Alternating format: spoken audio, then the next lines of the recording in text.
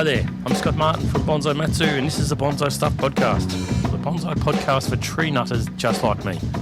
Thanks for listening in, I love it as always. Season 8, we're up to episode 13, we're up to mid-autumn, which is fantastic, it's crazy.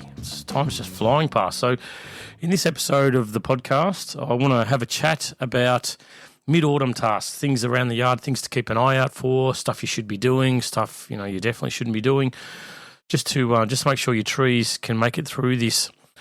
It's an awkward period. It's not difficult. It's just awkward at this time when things are changing. Daylight hours are getting shorter and shorter.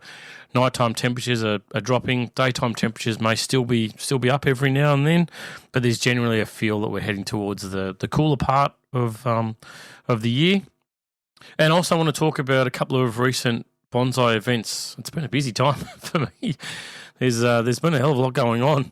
So I just want to have a chat about things that I've learnt, that I've come across with some recent events in northern New South Wales and in southern Queensland, just to give you a feeling on where things are at. So Bonsai Life is brilliant at the moment. I love this time of the year. It's certainly one where the deciduous start to come to their own. You start to get to enjoy some of the colour. They all come at different times. Some years I find that some trees can be possibly a little disappointing, and other years you look at it and go, wow, that tree's fantastic. Look how good that looks.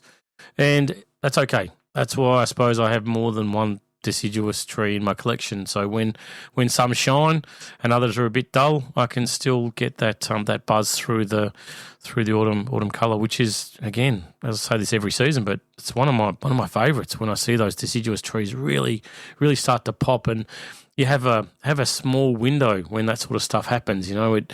It's getting better, and then it looks great, and all of a sudden it starts to deteriorate. The leaves start to fall off, and you've really got to maximise that time with the trees when they've got that beautiful autumn colour. Anyway, without any further ado, let's get into the podcast.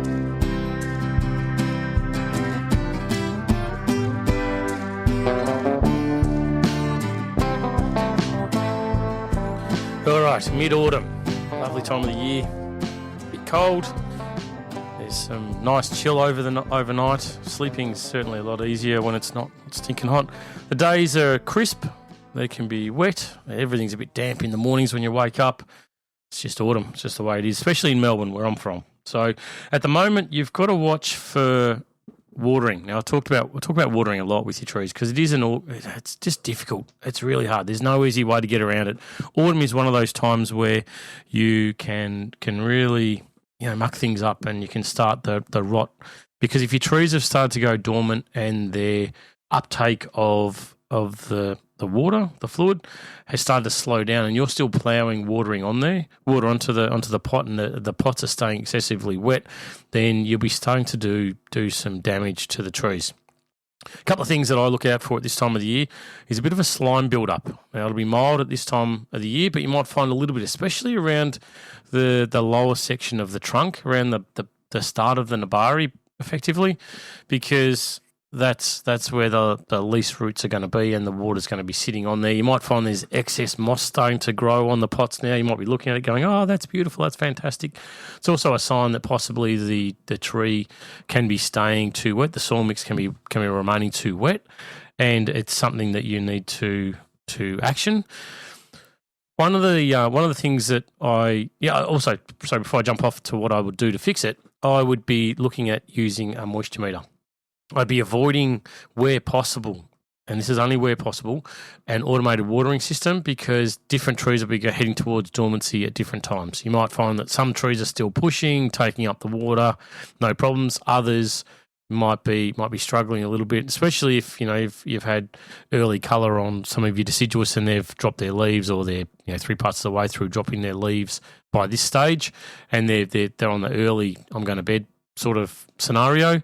Then you've just got to be really careful where maybe they get a touch of water every couple of days. Other trees you might be saying, well, I'm still finding that I'm getting growing, so I need to, or it's drying out consistently. There could be some of your natives that are getting drooping foliage when you're not watering enough. Who knows? You just need to keep an eye on each tree individually. So using a moisture meter can really, really be beneficial at this time of the year to sort of say, no, that's still sopping wet. I'm not going to water that today. Or it might be bone dry, and yes, actually it needs something. So getting back to what I would do if you do find some slime on top of the pot, and this may be something that develops over the next sort of couple of months, really. So it's just something to keep an eye on. I would start looking at scraping off using some kind of back edge of a knife or some flat surface to scrape away that slime, and then I would get a light root rake, not the big heavy root hooks, but a little root rake or something like that, and just scratch the surface of the soil. Just break the tension on the soil a little bit to let water out and evaporate out of that soil medium that you're using. Scratch that away, get rid of the moss. I know it's controversial, but I would definitely get rid of the moss where possible. It looks beautiful, but it's not going to do you any favours. I'd be scratching that away. Take down a slight layer of soil, whether it's, depending on the size of the pot, might be 5 mil on a little pot, might be 10 millimeters on a bigger pot, it might be 20 millimeters on a massive pot. Scratch it away, then replace it with some fresh soil on top of the surface, and just allow that to be an area that's fresh and new and that the roots can grow up into, rather than going through the process of repotting out of season at the wrong time. That sort of process is something that I use very, very regularly, and it can be on the spot. A tree that I hadn't thought had an issue suddenly starts to get slime build up because there's just no drainage, the water's staying in there, maybe the roots are jam-packed and the thing just can't dry out. Should be repotted later in the year, no problems. But for now, I'll just do the scratching of the soil, drop down a slight layer, put some new soil in there, and it's generally job fixed. The other thing I would do is remove the trees from any water trays. If they're not taking it up, and even most of my natives that would live in water trays over the warmer periods, they're out of their water trays at this time. Take them out, see if there's any kind of downside, but I don't think there will be, because they're still going to be taking water. The natives are still going to grow almost 24/7. They don't seem to stop, but they are going to be slowing down, and the rate of uptake of the water will be something that you can manage a lot easier than leaving them into a tub of water. So this is what I would do in my yard. Of course, you're going to need to evaluate this based on your climate that you've got in your backyard, your conditions you're living with, everything about your individual yard. But this is stuff that I'm working on now. For me, I'm feeding all of my trees right through the autumn period. Autumn feeding is very important. I've been banging on forever about feeding your trees, it feels like. Use the tea bag method. It's a great, simple, easy way to do it. Tea bag lasts about a month, so every time they're getting water, if you're watering, that is, they're getting the nutrients. But for me, now is a really important time with your pines to be feeding very heavily. To be pumping as much into the pines as you possibly can at this time, because it's going towards their strength as opposed to foliage growth. So species like your white pines that are sensitive to nitrogen, that love it, but when they start getting it during a growing period, they can end up with quite long needles. Now it's not going towards the needle, so it's a good time to really build the tree's strength up now, because the only time that you can really feed them, get bang for your buck, so you're going to get value out of fertilising now, but it's not going to result in massive extensions of needle length on the trees. So I am extensively feeding my pines now, as most of my black pines missed the first part of autumn feeding because they were still growing after being decandled in early summer for me. So I didn't want to fertilise too early, because that fertilising in that early days then goes towards needle growth of the new buds that are starting to grow, and it starts to extend the internode length. So it sort of defeats the purpose of why I've done decandling in the first place. So I hold back, wait until they've settled, the needles have changed colour, starting to harden off, and then I start ploughing the food into them. So it's really important, because they've missed the first part of the feeding portion of autumn. I look to ensure that I make up for it by ploughing food into them heavily while they can take it up for strength as opposed to foliage growth. So that's definitely what I'm doing. The other thing that I'm focusing on now, as the sun's starting to get lower and lower in the horizon, it's time to start thinking about where your trees are positioned. And it may not be something that you can manage, but if it is something that you can look at and say, well, okay, where they were for summer was a great spot, fantastic. Early part of autumn, fantastic. But as it heads towards winter and that sun keeps going down further and further and further and daylight hours are getting shorter and shorter, it's important to make sure that your trees are getting as much sunlight as possible, especially the stuff that's keeping green foliage. It's once you get a maple that is gone to sleep and there's no foliage on it, really it's not as important as if you've got a pine or an olive or anything that's an evergreen that's holding its foliage on there. They still need to photosynthesize through that period. So for me, I look to shuffle around the yard and say, well, okay, this area now is definitely a no-go area because the neighbour's house is shadowing that section of the yard for vast majority of the time, and I live in suburbia, so I'm unfortunate enough to have had a new house built right on a boundary fence that's it's like a towering monster. So there's definitely part of my yard during this autumn period and winter and possibly early spring that I just can't use anymore because the sun, it's on the northern side of my yard. So as the sun dips down, it's going to create a massive shadow effect. So I need to, and I've been planning for it, of course, but I need to make sure that I shuffle things around so the trees don't suffer as a result of being in perpetual darkness for, what could possibly be 5-6 months of the year. And it's positioning is one of the most important parts to get right. I'm lucky I've got a big yard. I can move trees around. I can shuffle them. And if you don't have that, then it's going to be difficult for certain trees that are sun lovers that really want that sunlight, that need the sunlight, not just want it, but they actually need it to be what they are and do what they're going to do. So it's something definitely to think about and to plan for, and if you need to set up temporary benches in another area of the yard, or if they go from the back of the house to the front of the house, or front of the house to the back, whatever, it's just something that you need to be really mindful of. And I talked about the slime build up and holding too much water and all that sort of stuff. I know I've talked about it before, but it's really important that you start flagging things now that need repotting so you're ready for it. So when repotting gets here, you don't go, oh, right, it's repotting time. What do I need to do? What trees have I got? How much soil have I got? Have I got enough pot mesh? Have I got enough tying wires? Have I got this? Have I got that?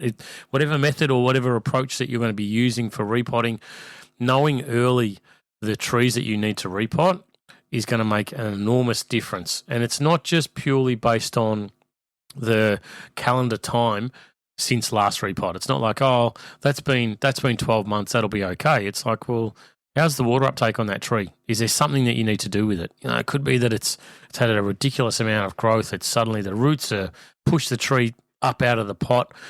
What are you going to do just because it's been 12 months? Leave it like that? No, you've got an opportunity to say, well, okay, maybe it needs to change the container that it's in. Maybe it needs a bigger container. Maybe it needs a smaller container. Maybe it needs a deeper container. Maybe it needs whatever it needs. But it's a really good time now, especially when you're looking at trees that are having difficulties, those issues.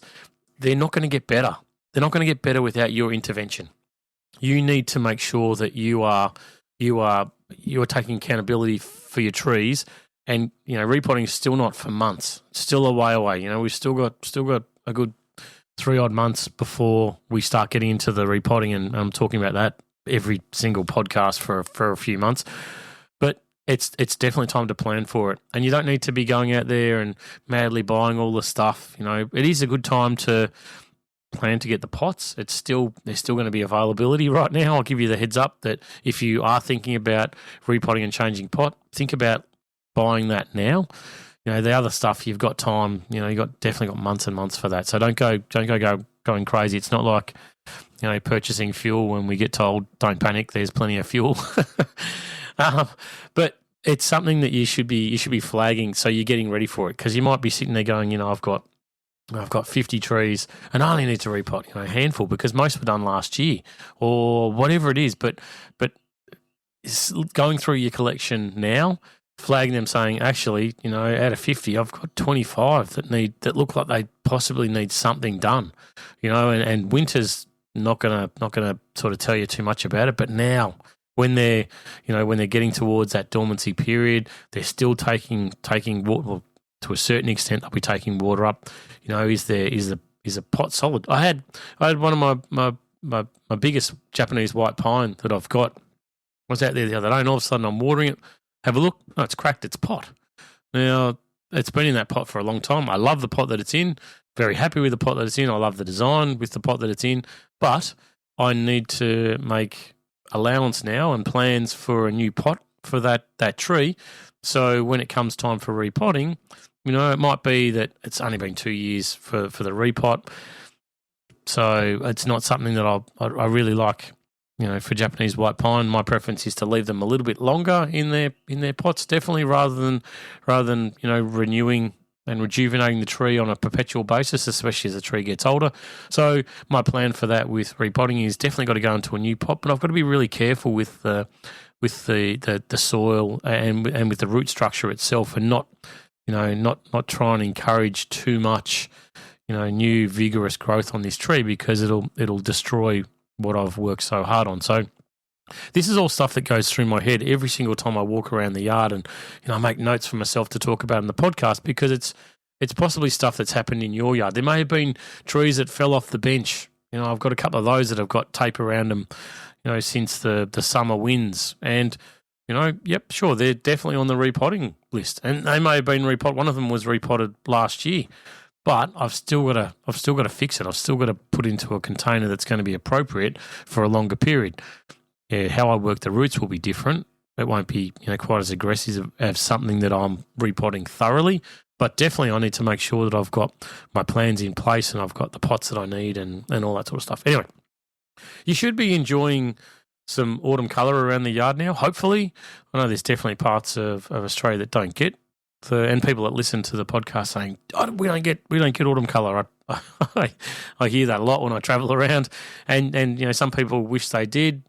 Other people wish that, like me, that I could wear shorts every day of the year, but I can't because I live in an area that gets quite cold over winter. So it's always a sad period for me when I start putting my shorts away. But I know that about that time I get to see the beautiful colour on the deciduous trees, and that's part of the reason why I love where I live, because this time the trees look fantastic. I'm sure there are different places like Canberra, when they go through the autumn period, the colour they get, amazing, just absolutely amazing in that area. Sometimes up in Brisbane, for instance, talking recently, the dormancy period for most deciduous trees up there is about 3 days, if that, because it's so warm and things start to kick off pretty fast. So if you are in an area where you have got autumn colour, make the most of it. Enjoy it. Stop, smell the roses, have a coffee, walk around, and just look at it. Because before you know it, we're going to be in the depths of winter. You're going to have no foliage on those trees, and then off and racing back, we start again when spring gets here and all that new growth starts to come out. So it is a fleeting window, this autumn colour. It can shuffle and change quite quickly between the trees and which ones get it and which ones don't. So, for instance, my big liquid amber went early with colour before anything else in the yard, and it's just magnificent. I can't tell you how much time I've spent in front of that tree just every day, before it dropped its leaves, just looking at the colour change on the leaves and the candy colour, yellows right the way through to purples on the tree, thinking, oh my God, that's just beautiful. It's one of the reasons why I love having diversity in my collection. Having all of one type of tree, I don't think you'd get the smile. I don't know if you can hear me, but I'm sort of smiling from ear to ear as I think about my deciduous trees at this time of the year, which is exactly the same when I think about, in a month's time, I'll think about my pines that have been worked that look magnificent. I'll have that same feeling. And, keeping a diverse collection certainly allows for that to happen. Anyway, let's wrap up this section. Mid-autumn, great time. Watch the watering, fertilise heavily, get into it as much as you possibly can, and just plan for the next step with your trees. Next edition of the podcast, I'm going to be talking about some autumn maintenance for deciduous. So don't worry about that. That's coming, which is something I like to do later in this sort of second month of the autumn period, is to get in and thoroughly start looking at my deciduous. So that's coming. Don't worry. That's something we're gonna talk about. But anyway, time for a bit of a coffee break, and then I'll get into some recent events that I've been up to.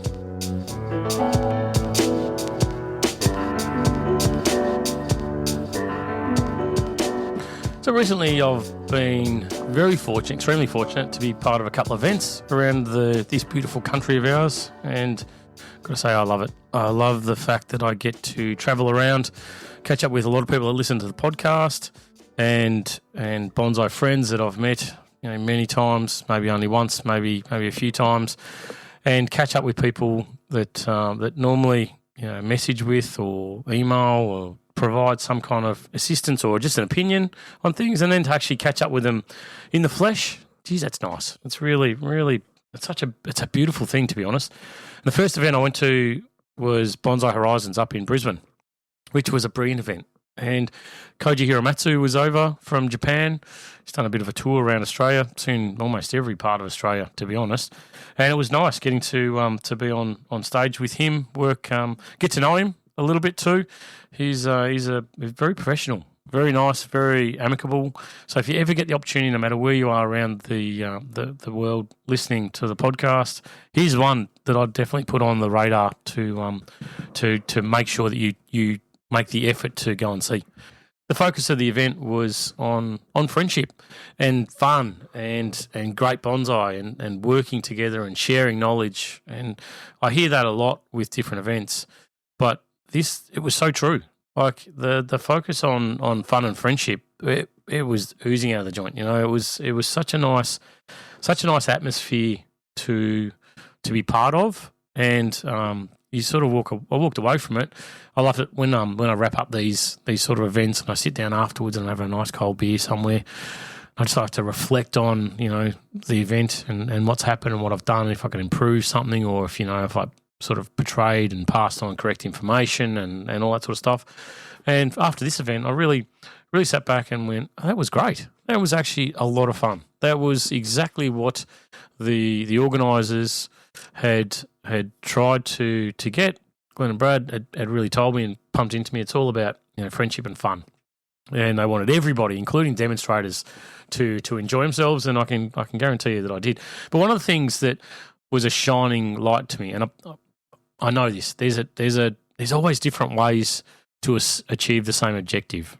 Right? They say there's a million ways to skin a cat, and with bonsai, that's true. It's very true. The one thing that I do thoroughly believe to my core is consistency with your approach. That when you choose a path, you stick with it. And there might be minor tweaks here and there along the way that possibly could be done better, but really it's about consistency and following the continued common path of how you maintain your trees, because that's when you can work out whether it's working, whether it's not. Chopping and changing things halfway through, it's a recipe for disaster. So when I was demonstrating with Koji, there were different approaches between what he was doing and what I would do and what I would recommend and what I would say and all the rest of it. And it's not that we were not that there's a conflict and that his way's right and mine's wrong, or mine's right and his is wrong. There's not at all. That's definitely not what this is about. It's just proves to me that there's always more than one way to achieve your target. And just boo-hooing something or turning your back on it going, well, no, that's not how I do it. That's probably the most incorrect thing you can ever possibly do. I think that these events, anytime you get to sit down and be with anybody in the bonsai world, especially a bonsai professional, someone that travels around that gets paid to present or discuss or be part of bonsai, that have dedicated their life to it in any fashion, there's always something you can potentially learn. Does it mean you go out and completely, change how you're working with your trees now? No, not at all. But it might be something that you just go, hey, that's interesting. And it's something that maybe then you can talk about with your bonsai network, your bonsai mates, and, just chew the fat over, or maybe do some more research on and go, well, actually, maybe that is a better way of of doing things, or maybe that is what I should be looking at. Maybe that's how I should structure my pads. Maybe that's how I should design my tree. Maybe that's how I should, whatever it is. It just provides the opportunity for you to learn, and that openness and that willingness to learn anything throughout our entire lives is what's going to keep us young. As soon as you close the door and say, that's it, I've learned everything, I know exactly what I have to. Well, I don't know.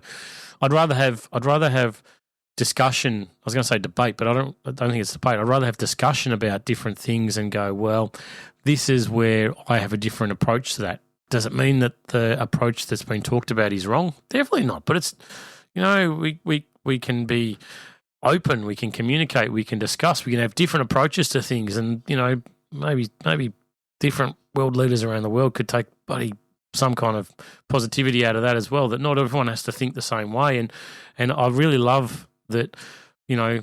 Getting to be up close and personal and see things. You sort of go, oh yeah, okay, that's different. I wouldn't do it. I've got my method of doing it. I'll give you an example. So we were at a workshop at Tony Bebb's, another brilliant Australian bonsai professional, travels the globe. So we were at his place. So there's me, Koji, and Tony, and there was a tree that was to be put on the bench, and it was Koji's workshop. So no one hands on, but Koji at this workshop. But there was a pine that needed some bending on the trunk. And straight away I looked at it and went, okay, well, what I would do is I would do this. I would use steel bars. I would reinforce it here. I would bend it like this. I would do that. And that, allows you to pinpoint where the bend is and do this and do that. And then Tony comes over and goes, oh, well, have you thought about, if you did this small drill hole thing technique, then you could get your bend in exactly the point that you want, and you would, it would soften the timbers on the inside, and, you wouldn't get the resistance, blah, blah, blah. It's like, oh, cool. Great idea. And then Koji comes to do it, and he's using wood position for pivot points strapped to the tree, strapped to the pot. It's like, cool. So the outcome that three bonsai professionals wanted was almost exactly the same, almost identical as to what we thought needed to happen with the tree. The approach that we would have used to do it was completely different. The three different techniques that would have been used on that one tree, had we all had exactly the same thing up on stage, would have been completely different. Would we have achieved the same objective? Definitely. Is there one that's better than the other? No, they're all just different techniques that you learn and you apply during your trade and you teach and you pass on, and some people might look at it and go, well, my preference would be to do it like Koji did. Some would go, well, my preference is to do it like Tony did. Some would say, my preference is to do it like Scott would do it. Are any more right than the others? Absolutely not. But it's just, that's where getting to see people that do this sort of stuff, for a living, and even if they don't, if they're just really good at bonsai, like, how would you do that? What's your technique? Does it mean that you suddenly throw your method out? No, not necessarily. If it's a better method and it's one where you go, oh wow, that's great, that really works, and yep, I can do that, then by all means go for it. Absolutely go for it. Buckle into it. But you can keep an open mind and learn a hell of a lot and get so much out of these 5-minute conversations that happen around a table when everyone's looking at the same thing, and sitting in the back of a hall watching someone, how they're, making a gin or a shari, or how they're wiring, or how they're positioning, or how they're even just bending the branch, the technique they use to bend a branch. There's so much that you can get out of being with these people that, anyway, I love the event. I reckon Bonsai Horizons is right up there with one of my favourites. So again, if you get the chance to do it, runs every year. Had a bit of time off, a bit of a setback, as everything did, I think, around the world for a while during that. I can't remember what it was called, but that time when we weren't allowed to do anything. Anyway, it's back and firing. So if you get the chance, then that's definitely one that you want to spend time with. The next one I went to, which was only a few days later, was Bonsai by the Beach in Bonny Hills, northern New South Wales. One of my favourite places. I love surfing around that area. Didn't get to take my board this time. Didn't get to put my toes in it. Didn't get to step on the sand this time.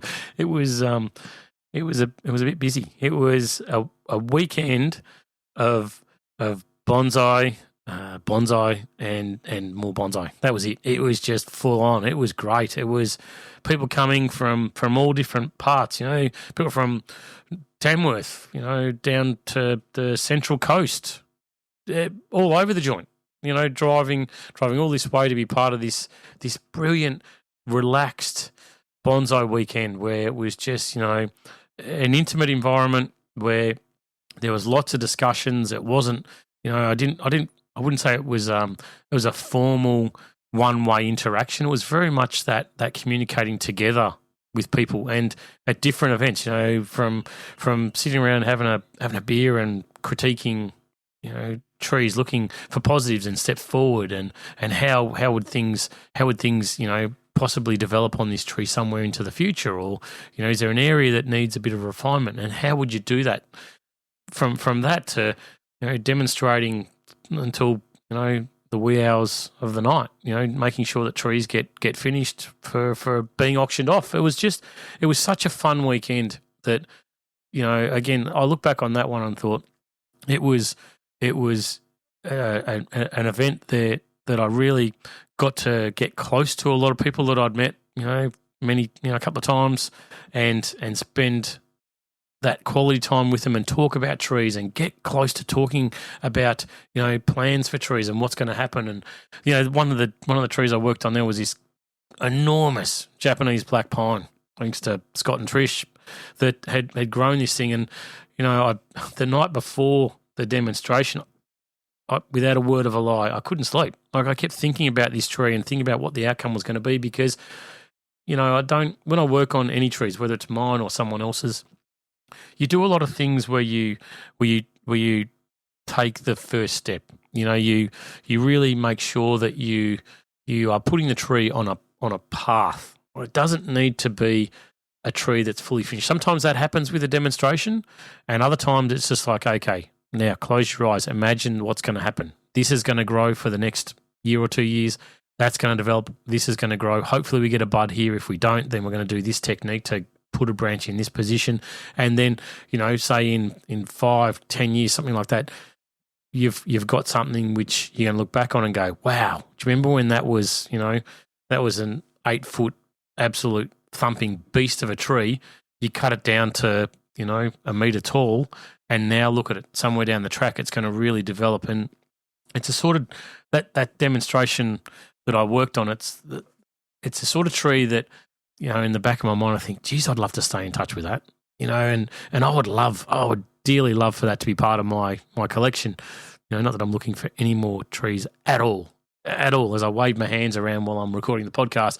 But, I'm trying to remind myself, you don't want any more trees, but just one more. No, but it's the sort of thing that, makes the hair stand up on my arms, and just being able to work on something like that, thinking that in the future, this thing, if everything goes to plan and, it's followed through and a lot of stuff happens with the owner of the trees, they've got a great responsibility to make sure that it's going to continue to get to that next level.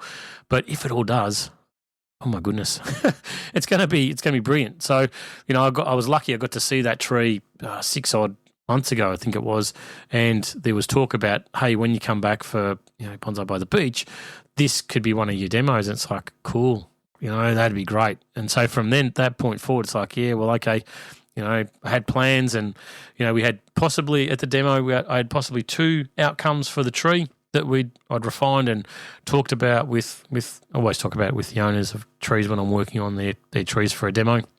Make sure that they've got buy-in. There's no point me making something or creating something and they suddenly go, well, that's exactly what I didn't want. That's exactly what I've got no idea of keeping in my collection. You've just ruined my tree. So, a couple of trees, and then on the fly during the demo, it was like, well, okay, we've got this bigger one, but I reckon this smaller one, if we've got the combined courage to take that step, and we did it, and I was so happy. I was really, really actually wrapped, and again got to work with another professional, Stephen Cullum, who he's an Aussie bonsai professional who's got a different way of seeing the bonsai world as to what I've got, and it's brilliant. Like to have two demonstrators or 2 people up talking about the same sort of thing.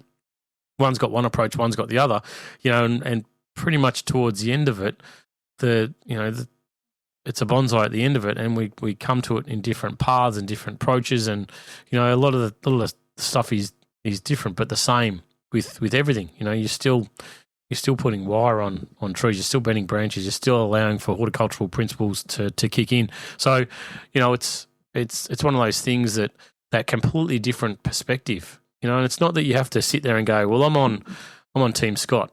It doesn't work that way. It's like you just be an open book and absorb as much as you can, so then you can make your own educated decision on how's best to go forward. What's the best path for this tree? And sometimes you might look at it and go, well, for this tree, it's that path, but for this one, it's that path. And it's, these events are brilliant because they bring like-minded bonsai lovers together.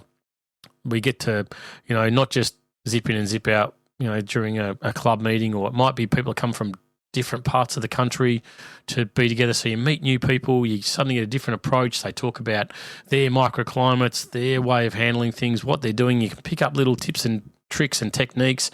Might be that you work out, buying of different trees from different people. That happens a hell of a lot of these things as well. So it's really nice for me to see so many different bonsai friends everywhere I go.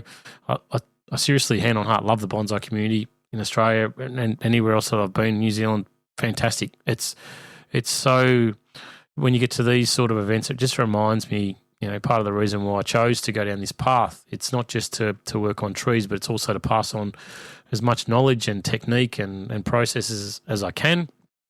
And part of the reason for this podcast is to share the Bonsai Love, and the reach on it, the amount of people that came up and talked to me. And if you did and you're listening to this, thank you very much, because I can't tell you how much it means when people come up and say, hey, great podcast, or thanks very much, or, I really enjoyed this, or hey, have you thought about whatever.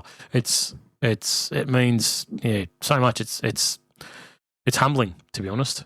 It's, really, really sits me back on my bum every now and then when I hear it and go back and talk with my nearest and dearest and say, oh, you won't believe, and I get, if you sent me, I'm not going to get all soppy about it, but if you send me a message, I've had some absolute rippers from around the world lately, and I can tell you that they stopped me dead in my tracks. So thank you very much. It's nice to feel warm and welcome, and that's what these bonsai events are all about. Even if there is a bit of heckling from a fellow called John at the back of some of these demos, it's always fun to be part of it. It's always great to be engaging, and it's also great to hopefully offer an insight to things and provide something that you didn't have in your kit bag before then. So if you get the chance, get to these events.